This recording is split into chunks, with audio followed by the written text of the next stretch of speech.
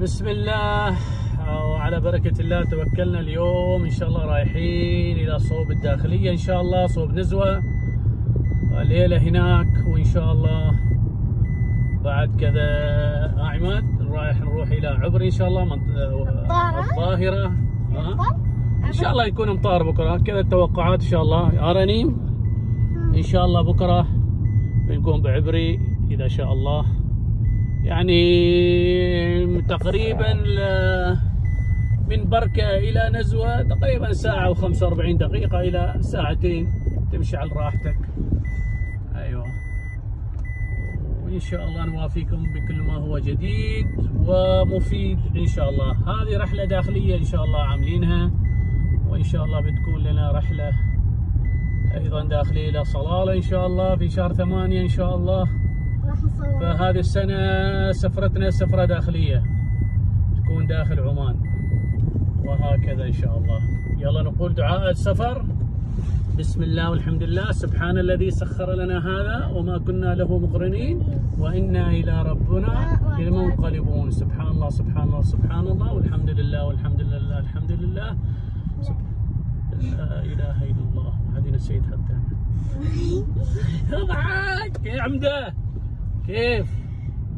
بلاي ستيشن معاه، ما ادري شو معاه، لا تنسوا اللايك وكل شيء. لا تنسوا قول لا تنسوا ايوه اشتراك والجرس له والكومنت. كومنت مو نبغى، ما اعرف بزاي. انا ما اعرف انتم طالعين ولا لا. اوكي يلا راح نصور لكم يوم الصباح. طبعا سوق بركة ما شاء الله، سوق بركة مزدهرة الآن، تجارية نشطة ما شاء الله، تجارة نشطة في بركة، خاصة بالليل بعد المغرب. هذا الشارع زحمة ما شاء الله. الحمد لله هذا بعد مفتوح الحين. شو اسمه؟ مارك سايف. هذا طبعا كله مواد كماليات وهذه الأمور. ما شاء الله. هذه بركة، ولاية بركة بسلطنة عمان جنوب الباطنة.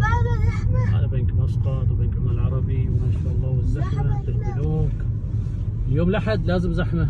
شوف كيف زحمة للبنوك. اليوم أول يوم دوام وكذا الزحمة.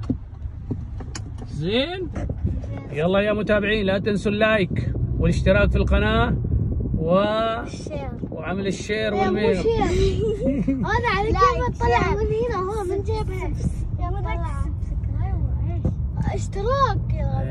اشتراك في القناة واعمل لايك بس، خلي عشان والمتابعة ومشاهدة الفيديو، على اساس ان متابعتكم لنا وتشجيعكم لنا راح يعطينا ان شاء الله اكثر،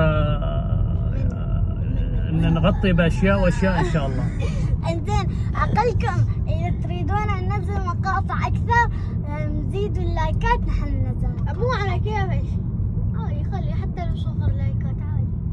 لا يلا نقول مع السلامة للمشاهدين والى الاصدقاء والى المتابعين.